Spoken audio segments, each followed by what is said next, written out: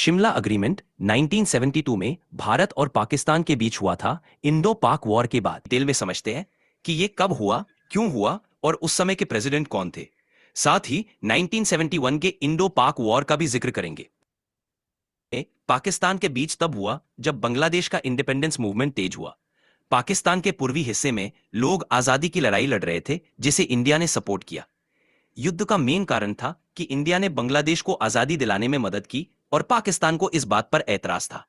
युद्ध के परिणाम। इस युद्ध के बाद बांग्लादेश आजाद हुआ और पाकिस्तान को अपने पूर्वी हिस्से से अलग होने देना पड़ा।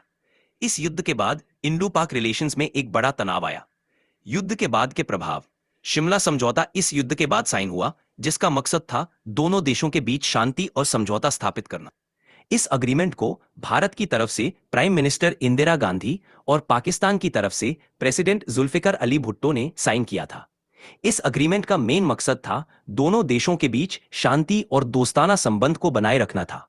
दोनों देश अपने टेरिटरीज को रिस्पेक्ट करने और किसी भी तरह की मिलिट्री अग्रेशन से बचेंगे।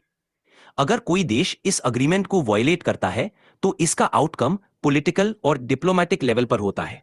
दोनों कंट्रीज के बीच टेंशन्स और कॉन्फ्लिक्ट्स हो सकते हैं और इंटरनेशनल कम्युनिटी भी इस पर अपनी राय दे सकती है। फॉर्मल विड्रॉल का कोई स्पेसिफिक क्लॉज इस अग्रीमेंट में नहीं था। दोनों देश डिप्लोमेटिक चैनल्स के थ्रू इश्यूज को रिजॉल्व करने की कोशिश करते हैं। पाकिस्तान ने इस समझौता को सस्पेंड कर दिया जब भारत ने इंडस वाटर ट्रीटी को लेकर अपने कदम उठाए।